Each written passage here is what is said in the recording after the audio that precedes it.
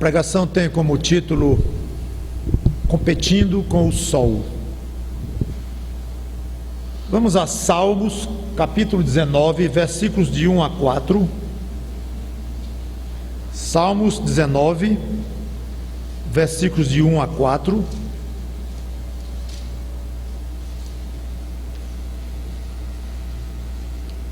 Belo salmo de Davi.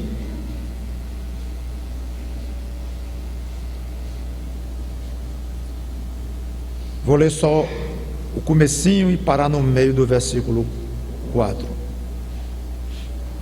Diz assim a palavra de Deus: os céus proclamam a glória de Deus, e o firmamento anuncia as obras das suas mãos. Um dia discursa a outro dia, e uma noite revela conhecimento a outra noite.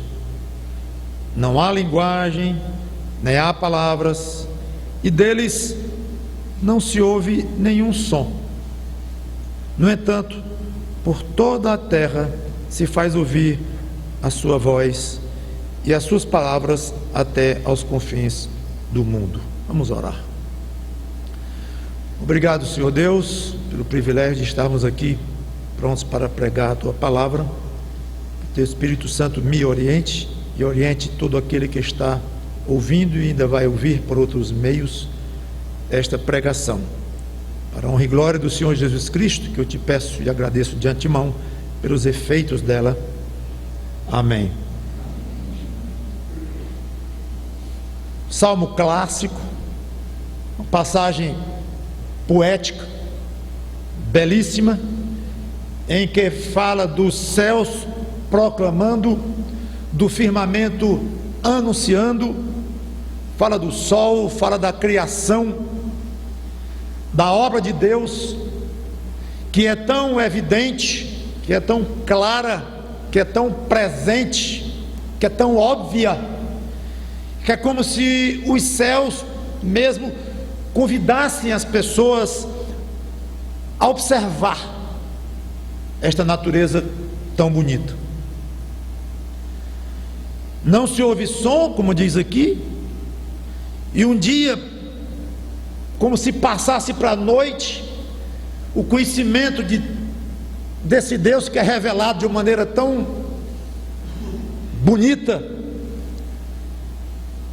na criação, como se dissesse: eu vou embora, eu como dia, e vai entrar a noite. Vejam que estrelas lindas a brilhar, vejam esta lua, vejam que coisa linda. E à noite, na hora de ir embora, como se dissesse: eu deixo com o dia agora, com o sol que vai nascer, a beleza desta terra que o sol vai iluminar, desses mares, dessas árvores verdes. Vejam aí. É mais ou menos isso que Davi quer dizer. É que a natureza vai como que falando por si própria, mesmo sem dizer uma palavra, mas falando da beleza, da majestade, da glória das coisas que Deus criou. Não há um lugar privilegiado, conforme diz aqui: em toda a terra se faz ouvir a tua voz. Pode ser um país rico, um lugar pobre, um lugar com poucos habitantes, uma cidade densamente povoada, não importa, mas em toda a terra, em qualquer lugar que você esteja, em diferentes estações do ano, não importa, mas de alguma maneira a beleza da criação de Deus está lá, como que falando de uma maneira muito intensa e vibrante, como que mostrando, ensinando sobre Deus. Quantas pessoas já glorificaram ao Deus Criador por causa dos astros, por causa do céu, por causa da lua, por causa da natureza que está aí? Quantas poesias, quantas declarações de amor já envolveram a natureza, e em tudo isso o Criador obviamente vai sendo louvado. E é uma maravilha. Nós vemos que Deus é exaltado por matéria inanimada, uma coleção aí, um aglomerado de átomos de hidrogênio, ou sei lá de que mais, que formam todas essas galáxias, todo o mundo conhecido, o universo conhecido, o desconhecido, porque até hoje não se descobriu o tamanho disto tudo. Estamos falando aqui de seres inanimados, dando glória ao Criador, sem dizer uma só palavra, só pela presença deles, que é forte demais.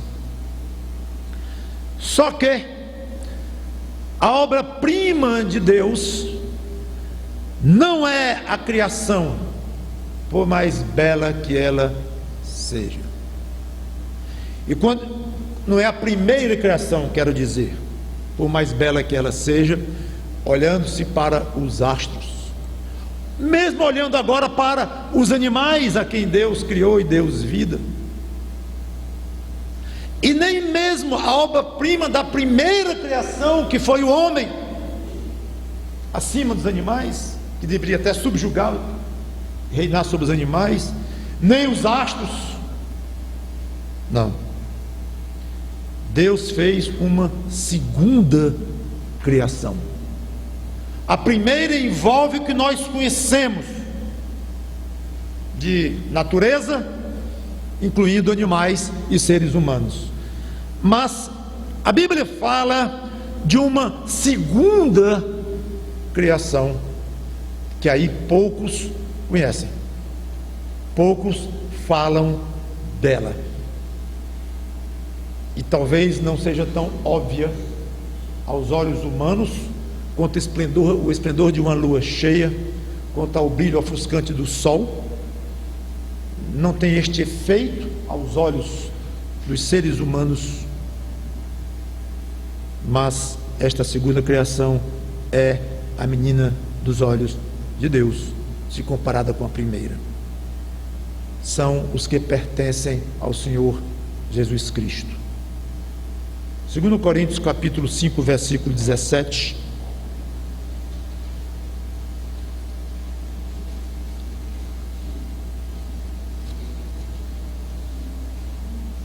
Diz assim, 2 Coríntios 5 e 17, uma passagem clássica, muito conhecida, os que têm um pouco de familiaridade com a Bíblia, diz: e assim, se alguém está em Cristo, é nova criatura. Pode-se traduzir do grego também assim, é nova criação. Nova criação. Quando se fala nova, há um contraste aí com alguma coisa velha, ou pelo menos mais antiga do que aquela que é chamada de nova. Então já se vê aqui uma outra criação. Se alguém está em Cristo, é nova criatura, as coisas antigas já passaram, eis que se fizeram novas. Detalhe, esse alguém aqui é um ser humano. Então é alguém que veio ou ainda pertence à primeira criação. É um ser humano que, como ser humano, pertence à primeira criação, ao mundo, ao universo. Mas alguma coisa aconteceu que esta pessoa passou a fazer parte de uma segunda criação e tornou-se agora uma nova criatura. E eu obviamente não vou ter tempo nem condições aqui de explicar em detalhes o que é que se tornou novo, o que é que mudou, e não posso entrar em todos os detalhes disso aqui, mas apenas quero contrastar esta segunda criação com a primeira. João capítulo 3, versículos de 3, o 3 e o 5, João capítulo 3, versículo 3 e versículo 5, uma conversa do próprio Jesus Cristo com Nicodemos. A isto respondeu Jesus: em verdade te digo que se alguém não nascer de novo, não pode ver o reino de Deus. Então nascer, a primeira vez, nascer do ventre da mãe, lá na maternidade, não significa que a pessoa vai ver o reino de Deus. Se alguém não nascer de novo, não pode ver o reino de Deus. Essa expressão de novo pode significar também do alto, não da ideia de um nascimento aqui na terra e um nascimento espiritual do alto. Perguntou-lhe Nicodemos: como pode um homem nascer sendo velho? nascer de novo, né? Pode porventura voltar ao ventre materno e nascer segunda vez? Respondeu Jesus: em verdade te digo, quem não nascer da água e do Espírito não pode entrar no reino de Deus. Primeira criação, segunda criação, o primeiro nascimento da mãe e o segundo nascimento do alto, do Espírito. Um tanto quanto misterioso, mas é fato.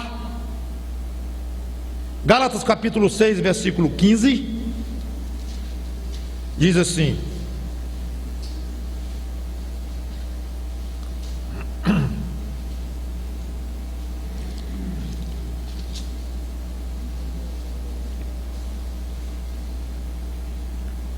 Gálatas 6 e 15: pois nem a circuncisão, que era um ritual que Deus quis dos judeus, também não vou explicar detalhes, e dos prosélitos, aqueles que se tornavam judeus pela fé na época do Antigo Testamento, pois nem a circuncisão é coisa alguma, nem a incircuncisão. Aí, como se alguém perguntasse a Paulo: e o que é que interessa, Paulo? Já que a circuncisão, que é algo importantíssimo, que era de fato na época do Velho Testamento para os judeus, quer dizer que circuncisão não quer dizer coisa nenhuma. Não, porque eu estou falando aqui, não, para em termos de vida eterna, não. E o que é que interessa, Paulo? Escreveu Gálatas: mas o ser nova criatura. Esse é o importante para um ser humano, ser nova criatura. Por fim, quero ler Efésios 4, 22 a 24, digo por fim no sentido de mostrar biblicamente a existência dessa segunda criação. Efésios capítulo 4, versículos 22 a 24, no sentido em que, quanto ao trato passado, vos despojeis do velho homem, que se corrompe segundo as concupiscências do engano, e vos renoveis no espírito do vosso entendimento, e vos revistais do novo homem, criado segundo Deus, em justiça e retidão procedentes da verdade. Gente, está falando aqui da mesma pessoa. Olha, você que agora tem Cristo, não viva conforme o velho homem que você era, mas de acordo com o novo homem que você é. Então está falando aqui de uma pessoa só, pessoas que passaram pela experiência de ser velho homem e novo homem, velho homem e novo homem. Eu lamento não poder aqui explicar mais detalhadamente sobre esta questão, tanto quanto talvez novidade para alguns aqui, e que nunca tinha pensado nisso, não está nem entendendo esse negócio de segunda criação, e alguém ser um velho homem, depois ser um novo homem, uma velha mulher, uma nova mulher. Mas a Bíblia ensina isto, e sem entender isto, não há religião que resolva a situação do ser humano. Paulo disse: não há circuncisão nem circuncisão. Ele podia ter dito: não há religião, não há ritual, não há nada que resolva para o ser humano. Só uma coisa: o que, Paulo? Ser nova criatura em Cristo. Aquele que está em Cristo é nova criatura. A definição de nova criatura está aí: é estar em Cristo. Crer, se submeter ao Senhor Jesus Cristo, submeter total e completamente a própria alma ao Senhor Jesus Cristo. Assim alguém pode se tornar uma nova criatura pelo poder de Deus. Uma criação muito superior à primeira, então, pois tem o próprio Jesus Cristo, o Filho de Deus, como o primogênito desta nova criação, muito acima. Tem mais: a primeira criação sofre desde a queda do homem. Outra novidade, talvez: queda do homem. Quer dizer que a Bíblia fala de algum homem que ia passando, topou numa pedra e tacou a testa no chão. Que queda tão importante do homem é essa? Não é queda de bater a testa no chão, foi a queda de Adão e Eva. Adão e Eva? Vocês creem em Adão e Eva em pleno século 21? Tenha paciência. Paciência a gente pode ter, mas não temos a incredulidade de deixar de crer no que Jesus Cristo ensinou, porque ele falou em Adão, porque Paulo, inspirado pelo Espírito Santo, falou em Adão, porque a Bíblia toda fala em Adão. Então não é questão de paciência, é questão de entender o que a palavra de Deus diz sobre um personagem que existiu, chamado Adão, criado diretamente por Deus, da maneira como está escrito em Gênesis. Não é uma lenda. Se Adão for uma lenda, o apóstolo Paulo é uma lenda, Pedro é uma lenda, Abraão é uma lenda, Moisés é uma lenda, Jesus Cristo é uma lenda, porque ou a Bíblia permanece em pé totalmente, ou ela cai totalmente. E a Bíblia atesta claramente a literalidade da existência desses personagens bíblicos, incluindo Adão e Eva. Adão pecou, ele foi criado sem pecado algum, assim como Eva também criada dele, de uma costela dele. Está lá em Gênesis, claramente explicado isso aí. E quando ele pecou, toda a criação sofreu. A queda do homem que eu me refiro é este abandono de um estado de uma pureza total para uma situação em que o homem ambicionou ser como Deus, ser independente e não ter que obedecer ao Deus Criador. Ele se rebelou. Esta é a queda do homem, teologicamente, biblicamente falando. Então o que a Bíblia ensina é que quando o homem caiu e o pecado entrou no mundo e contaminou toda a raça humana, mas não só a raça humana, contaminou os animais, contaminou as plantas, contaminou o universo inteiro, e a criação sofre até hoje. Vejam ao redor.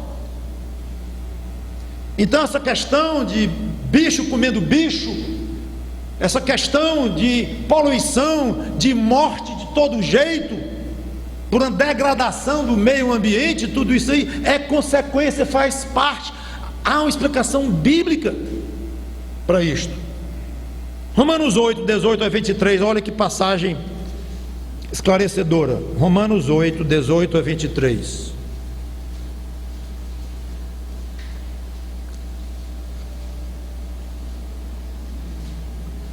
Porque para mim, Romanos 8, 18, tenho por certo que os sofrimentos do tempo presente não podem ser comparados com a glória a ser revelada em nós. Nós quem? Apóstolo Paulo, os que nasceram de novo, os que estão em Cristo. A ardente expectativa da criação, da primeira criação, da natureza, aguarda a revelação dos filhos de Deus. Pois a criação, a primeira criação, a criação original de Deus, está sujeita à vaidade. Essa vaidade não é como uma mulher que se pinta toda porque ela é vaidosa e quer parecer bonita, não. O sentido é de uma coisa vã, de uma coisa vazia, de uma coisa que não tem sentido, uma coisa confusa, uma coisa sem consistência. É a ideia aqui. A palavra, inclusive, eu nem traduziria desta forma, porque no português a ideia de vaidade vai distorcer o que quer dizer aqui, aquela ideia de vaidade feminina. Não tem nada a ver com isso, ou masculina, mas não é o caso aqui. A criação está sujeita à vaidade. Tem uma coisa errada com a criação, esquisita, confusa, inconsistente, incoerente. Não voluntariamente, mas por causa daquele que a sujeitou, na esperança de que a própria criação será redimida do cativeiro da corrupção. Essa corrupção aqui não é corrupção de dinheiro, de fundos e tal. Não, não. É uma corrupção de estrago, um estrago profundo. A própria criação será livre ou redimida do cativeiro, da prisão, da corrupção, do estrago, para a liberdade da glória dos filhos de Deus. Porque sabemos, olha esse versículo aqui, que explica todos os problemas ecológicos, passados, presentes, todos. Sabemos que toda a criação a um só tempo geme e suporta angústias até agora. Isso é ecologia pura na Bíblia, mostrando que de fato há um descontrole grande nos tempos, nas eras, no universo, nos climas, nos deslocamentos de planetas, em todos esses fatores que alteram a nossa vida aqui, e de enchentes, e terremotos, e tsunamis, e de animais destruindo outros, destruindo o próprio homem, comendo os outros. Todo esse descontrole que é óbvio, é evidente, e que leva o homem a cometer exageros, ao ponto de hoje um animal valer mais do que um ser humano em alguns aspectos da nossa lei. Tudo isso mostra um descontrole grande. O homem sabe que a natureza geme, sofre, está desregulada, mas ele próprio é desregulado pelo pecado que entrou através de Adão. Então ele faz parte da primeira criação também, um ser humano. Então é um desregulado querendo regular o outro. Então não tem ser humano algum que resolva o problema da ecologia com leis, porque elas serão sempre leis injustas, leis esquisitas, que até podem ter boa vontade embutida nelas, mas é um problema que está acima do ser humano resolver, que é um problema espiritual. O problema com a ecologia do mundo é um problema espiritual, que veio lá do Éden, quando Adão e Eva pecaram. Já estou explicando mais do que eu gostaria, porque ainda tenho para desenvolver aqui algumas coisas. Mas aí, uma vez explicado, surge uma pergunta: ora, se a primeira criação proclama a glória de Deus de uma maneira tão bonita como Davi escreveu no começo do Salmo 19, os céus proclamam a glória de Deus e o firmamento anuncia as obras da sua mão, coisa linda, as estrelas e tal. Se a primeira criação proclama a glória de Deus, seria o caso da segunda criação, que está muito acima da primeira, porque tem como parâmetro o próprio Jesus Cristo, porque ela é uma criação espiritual, eminentemente. Essa segunda criação, os que fazem parte da segunda criação, tem por acaso este dever também? Deus espera algum tipo de glória por parte dessa segunda criação, se até a primeira, que está desnorteada, que geme e suporta angústia até agora, até a primeira criação ainda continua bela e ainda proclama a glória de Deus, quanto mais os da segunda criação? A resposta é um grande sim. Mateus 5:14 está escrito aqui na placa, e que as criancinhas cantaram aqui, e que eu vou ler agora. Mateus 5:14-16.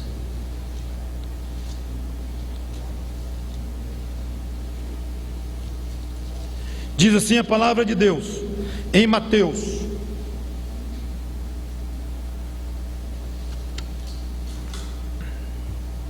vós sois a luz do mundo. Não se pode esconder a cidade edificada sobre um monte, nem se acende uma candeia para colocá-la debaixo do alqueire, mas no velador, e alumia todos os que se encontram na casa. Assim, brilhe também a vossa luz diante dos homens, para que vejam as vossas boas obras e glorifiquem a vosso Pai que está nos céus. Aqui os discípulos de Cristo aqui são chamados de luz do mundo. Na realidade, nós somos luz porque Ele é a luz. João 8,12 está ali em cima de Mateus 5,14. Jesus disse: eu sou a luz do mundo. A luz emana dele, ele é a fonte desta luz, e ele reflete em nós a luz dele, e nós nos tornamos luz também, mas uma luz que vem dele. Então alguém poderia dizer, Jesus disse: eu sou a luz do mundo. Jesus disse dos seus discípulos: vós sois a luz do mundo. Então matematicamente Jesus igual a nós, Jesus igual aos seus discípulos. Os dois são luz do mundo, tanto faz um como o outro. Errado! E eu gosto de dizer, na matemática de Deus, 2 mais 2 não são 4. Pode até ser, por acaso. Então aqui é uma. Não use esse tipo de lógica em algumas coisas das Escrituras. Eu sou a luz do mundo, vós sois a luz do mundo, e somos completamente diferentes um do outro, no sentido de glória, no sentido de natureza. Eu sou Deus, Cristo falando, ó, vocês são meus discípulos, eu morri para pagar os pecados de vocês. E como é então, Senhor, que tu dizes que é a luz do mundo e chama nós pobres, coitados, pecadores, salvos pelo teu sangue, de luz do mundo também? Porque a minha luz eu jogo sobre vocês. É por isto. Mas não vamos concluir nada além disto. Segunda figura que ele usa, uma cidade edificada sobre um monte. Nós somos a cidade, ele é o edificador, e ele quer que nós estejamos visados. Então o crente querer ser escondido é tão esquisito quanto uma cidade construída em cima de uma montanha, de um monte, de um morro, não querer ser vista. Se você não quer, a comunidade não quer ser visível, não vai escolher fazer o seu local de habitação em cima do morro, óbvio. Ele fala em candeia, lamparina. Nem se acende uma candeia para colocar embaixo do alqueire, mas no velador. Alqueire é um vasilhame de medida, de volume. Então não se coloca uma lamparina aqui e bota uma panela em cima. Não tem sentido. Não é para isso que se acende uma lamparina. Isso é que ele quis dizer. Numa outra figura ainda, terceira. Então, ser luz para Cristo não é tudo o que ele, Cristo, espera de você, crente, discípulo dele. Porque uma luz pode estar escondida. Se eu colocar um pano preto aqui embaixo de todas essas lâmpadas, elas continuarão acesas, mas estarão escondidas pelo pano preto, e nós vamos ficar no escuro. Mas as lâmpadas estão aí, estão brilhando tanto quanto antes, eu sei, mas elas estão escondidas. Então não é só uma questão para Cristo do discípulo dele brilhar, é brilhar e estar exposto enquanto brilha. Esses dois fatores são fundamentais e complementares, inclusive. 3 perguntas: devemos brilhar diante de quem? Diante de Deus, que é o nosso grande observador, é aquele que olha dos céus, do alto trono dele para nós aqui na terra. É claro que é diante de Deus. Não, de acordo com esta passagem aqui, não.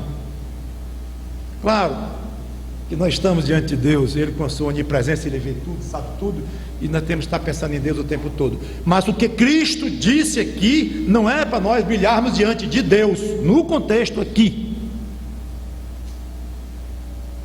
Tem crente que age como se o seu lema fosse: olha, eu não quero saber muito de homens não, da opinião que eles têm de mim, do que eles estão dizendo aí, do meu comportamento, eu não estou nem aí. Minha obrigação é dar conta diante de Deus, meu negócio é com Deus. Agora igreja, cultos, membresia, pastor, relação de membros, não quero conversa com homens. O meu negócio é com Deus. Eu fui salvo por uma fé que Deus me deu. Deus, segunda pessoa da Trindade, Jesus Cristo, veio ao mundo, morreu por mim, tornando-se homem, voltou, ressuscitou, voltou para o céu. Então meu negócio é com Deus, Deus Pai, Deus Filho, Deus Espírito Santo. Se quiser eu discurso aqui todo o tempo sobre a teologia sobre Deus, que eu conheço bem, e meu negócio é com Deus somente. Errado. Sabe por que? Sabe onde é que está o furo disso? É que de fato o seu negócio é com Deus em primeiro lugar, mas esse Deus diz assim: olha, o negócio comigo inclui o seu brilhar diante dos homens. Sou eu que quero que você brilhe diante dos homens. Então você pode voltar a dizer: o meu negócio é com Deus, eu só trato com Deus. Ótimo, depois vai tratar com Ele. Você volta já para cá de novo, bem quietinho, dizer como é mesmo que a gente se torna membro da igreja, como é que a gente se batiza, o que a Bíblia diz sobre o andar cristão, e esse negócio de amor, amar os inimigos, como é mesmo? É porque eu acho que é importante a maneira que eu vou viver diante das pessoas. Mas cadê aquele que dizia que não tinha nada, satisfação nenhuma a dar aos homens, só a Deus?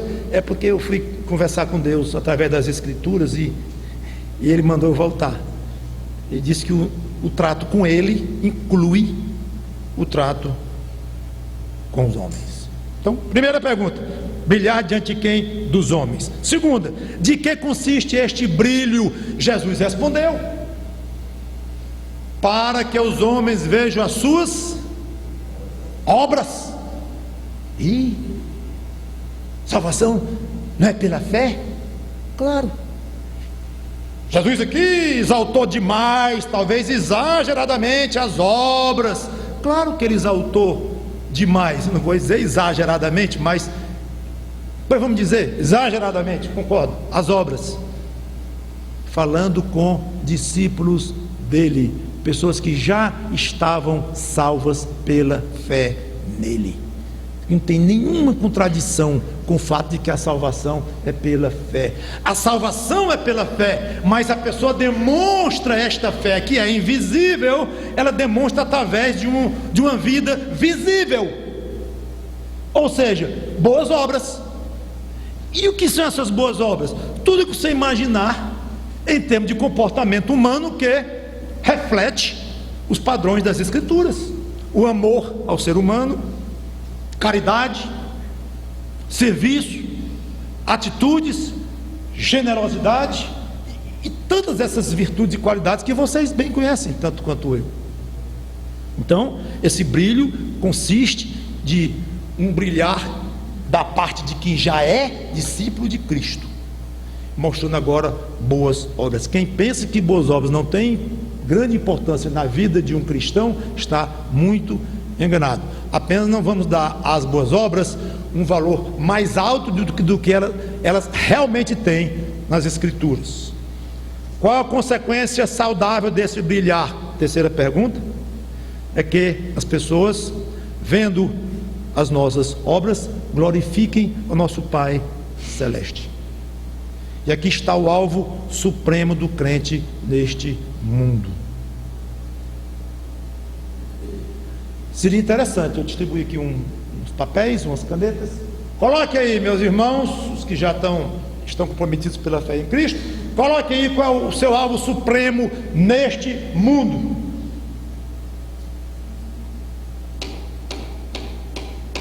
Viver de tal modo que Deus seja exaltado e glorificado entre os homens. Esse é o grande alvo. Se estão dizendo no seu trabalho, o fulano diz que é crente, não sei como é que pode, porque é pior do que os outros aqui. Este irmão, se de fato é irmão em Cristo, ele está faltando de uma maneira gravíssima, com a sua grande e maior responsabilidade. Quer fazer que aconteça exatamente o contrário, que Deus seja glorificado com o comportamento dele. E sabe o que é muito, muito legal nisso tudo?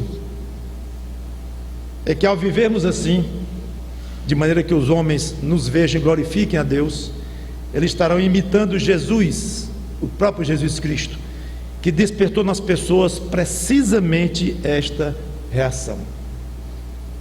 Mateus 15, 29 a 31.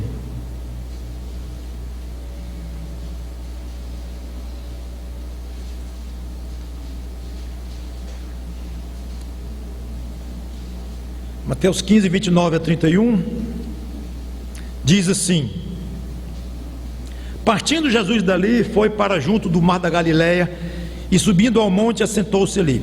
E vieram a ele muitas multidões, trazendo consigo coxos, aleijados, cegos, mudos, e outros muitos, e os largaram junto aos pés de Jesus, e ele os curou.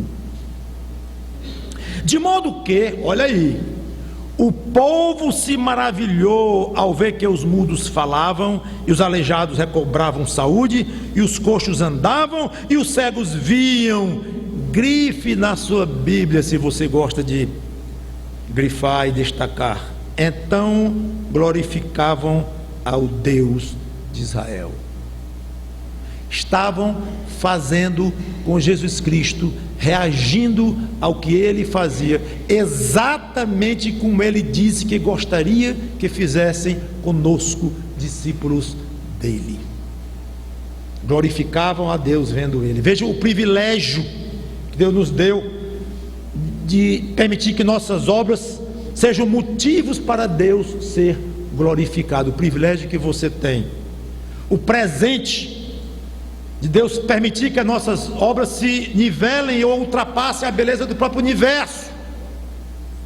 Uma obra sua deve gerar mais glória a Deus do que o pôr do sol, do que o firmamento inteiro. E que honra nós podemos despertar nos homens a mesma reação que tiveram aos próprios milagres de Jesus Cristo. Ah, pastor, mas também os milagres que Jesus fazia, me dê para fazer também, basta 2.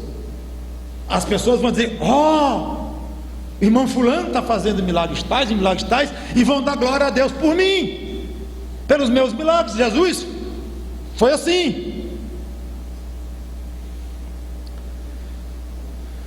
Que Deus seja glorificado pelos milagres que alguém já fez ou faça, e o próprio Deus tem feito por aí, mas não é o ponto. Muito mais valioso do que um milagre para o efeito do nosso assunto aqui é um brilho de boa obra. Este é o assunto aqui. É para brilhar fazendo o bem, amando pessoas, se comportando como Cristo se comportou. Esse é o brilho do qual Jesus fala. Do contrário, quem não faz milagre nenhum está desprestigiado. Que é uma ideia, aliás, no meio evangélico, corrente e infeliz e profundamente distorcido, que é um privilégio alguém chegar e falar línguas e dizer profecias, que eu nem creio que isso aconteça depois que a Bíblia ficou formada. E seria esquisito se só pessoas que fazem obras milagrosas pudessem provocar nas pessoas glória a Deus como Cristo provocou, e nós que não fazemos. Eu só faço amar o inimigo, eu só faço tentar ser generoso, eu só faço ajudar alguém. Esse só está irônico aqui que eu estou dizendo, porque é um só que é o que vale para Deus. Não precisa fazer milagre nenhum, basta refletir as virtudes de Cristo na sua vida. Já estou rumando para o encerramento. Eu tenho falado até aqui de um pensamento final, de glorificação humana, em termos de exaltação externa. O que eu quero dizer com isto? É que os céus arrancam do ser humano glória ao Criador. Ficou claro isso? Como uma exaltação externa. Mas eu comentei que os homens estão cortados de Deus desde que Adão pecou. Então pergunto eu: a primeira criação contribui para que esta restauração íntima com Deus seja feita? A primeira criação leva alguém, de fato, a se converter ao Senhor Jesus Cristo, que é a única forma de alguém ser restaurado diante de Deus? Resposta: não. A primeira criação não cumpre este papel. Já vou chegando no que eu quero chegar e encerrar, mas eu quero ler antes a última passagem de hoje, Romanos 1, 18 a 21.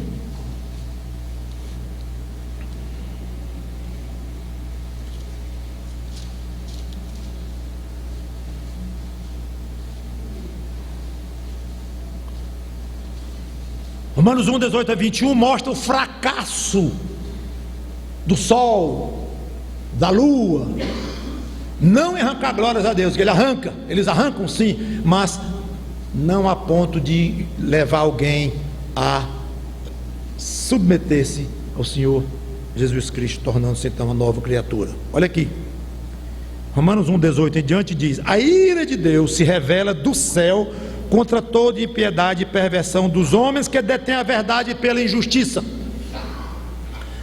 Porque o que de Deus se pode conhecer é manifesto entre eles, porque Deus lhe manifestou. Porque os atributos invisíveis de Deus, assim o seu eterno poder, como também a sua própria divindade, claramente se reconhecem desde o princípio do mundo, sendo percebidos por meio das coisas que foram criadas: sol, lua, natureza, tudo isso. Tais homens são, por isso, indesculpáveis, porque, tendo conhecimento de Deus, não o glorificaram como Deus, nem lhe deram graças. Antes, se tornaram nulos em seus próprios raciocínios, obscurecendo-lhes o coração insensato. Ou seja, as pessoas olham para a primeira criação de Deus, concluem que há um Criador inteligentíssimo, detalhista, super poderoso, e poderiam ir longe se aprofundassem nesta conclusão e buscassem esse Criador de um coração aberto. Eu quero conhecer este Criador, eu quero me relacionar com este Criador, mas não é esse o efeito que tem nas pessoas. Vêm, fazem uma poesia bonita para a namorada, ou falam de Deus de uma maneira muito bonita, o próprio Deus, mas não com um coração submisso diante de Deus. Pelo contrário, Paulo desenvolve essa passagem para mostrar que os homens se corromperam, mesmo Deus mostrando toda a glória da sua criação. Logo, a conversão de uma pessoa é um milagre de Deus, não um efeito de ver uma bela lua cheia. A conversão de alguém a Cristo é obra do Espírito Santo.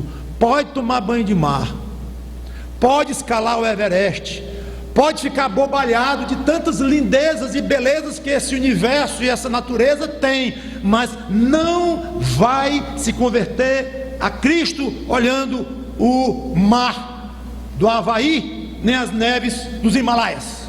Não vai ficar gago de tanta lindeza, mas não vai se dobrar aos pés do Salvador. Este efeito de conversão, de levar alguém da primeira criação para a segunda criação em Cristo, é obra direta de Deus. Mesmo assim, esse é o pensamento final, Deus nos deu o privilégio de nós, salvos em Cristo, participarmos deste milagre. O sol não participa deste milagre. Você, crente em Jesus Cristo, pode e deve participar deste milagre. Primeira forma de participar que vem à mente é pregar. Vou participar como? Pregar o Evangelho. Ir por todo mundo e pregar o Evangelho a toda criatura. Ótimo, tudo bem. Só que, antes de pregar, precisa ter vida. Não adianta pregar se não tiver vida. Então, antes mesmo de pregar, é preciso você brilhar. O crente brilhar, mas brilhar de tal forma que as pessoas desejem ser como você. E quando alguém passa do desejo de ser como você e se torna um crente como você, e se converte, esta pessoa está fazendo o que mais glorifica a Deus na terra, que é entregar-se ao seu Filho Jesus Cristo. É muita honra sua, minha, nossa, os que somos da segunda criação, fazemos parte desta obra divina. Eu comecei com o Salmo 19 e agora encerro falando do Salmo 19. Da próxima vez que você for ler o início do Salmo 19, além de desfrutar da beleza do texto, que muitos crentes inclusive sabem de cor, e da majestade da criação que reflete ali naquelas palavras, pense o seguinte: puxa vida, eu como nova criatura em Cristo, eu sou de uma criação superior à dos astros, à dos céus, à do firmamento. Eu pertenço a uma criação superior a desses astros. E para ser coerente, eu preciso proclamar a glória de Deus melhor do que esta primeira criação, que ainda belíssima, mas está toda confusa e gemendo, proclama. A maneira de eu proclamar a glória de Deus pelo meu brilho tem que ser superior ao próprio sol. Por isso vem o título da pregação: competindo com o sol. Você já tinha pensado nisso? Um belo sol nascendo sobre o mar, por mais linda que seja essa visão e esse espetáculo, ainda deve ser pequeno comparado com o valor que você pode dar às suas obras, no sentido de brilhar diante dos homens, porque você pertence à nova criação e tem condições de participar do milagre da salvação que o sol não tem. Nesse sentido, ainda no seu pensamento, o sol é meu concorrente, a lua, as estrelas, e eles que me desculpem, o sol que me desculpe, e a lua que me desculpe, e as estrelas que me desculpem, mas eu vou procurar brilhar de tal modo com a luz de Cristo neste mundo, que eu vou tentar ofuscar a própria luz deles, por mais linda que seja. Que o Senhor Jesus Cristo, a verdadeira luz do mundo, nos ajude a ser como Ele e a brilhar com a luz dele, para refletir esta luz diante desta humanidade tão necessitada da pessoa dele, Cristo. Quanto a você, amigo, amiga sem Cristo, corra até Ele, se sujeite à pessoa dele, peça perdão de tudo que você tem feito de errado, tomando como base o padrão das Escrituras, e peça perdão, e peça que Ele se aposte de você e tome conta da sua vida, e adquira agora como discípulo dele ou discípula a luz que vem dele e venha brilhar conosco. Vamos orar. Obrigado, Senhor Deus, pela Tua palavra, que o Teu Espírito Santo a aplique conforme Ele bem entender, conforme pedi no início. Em nome dele, Cristo, pedimos e agradecemos. Amém.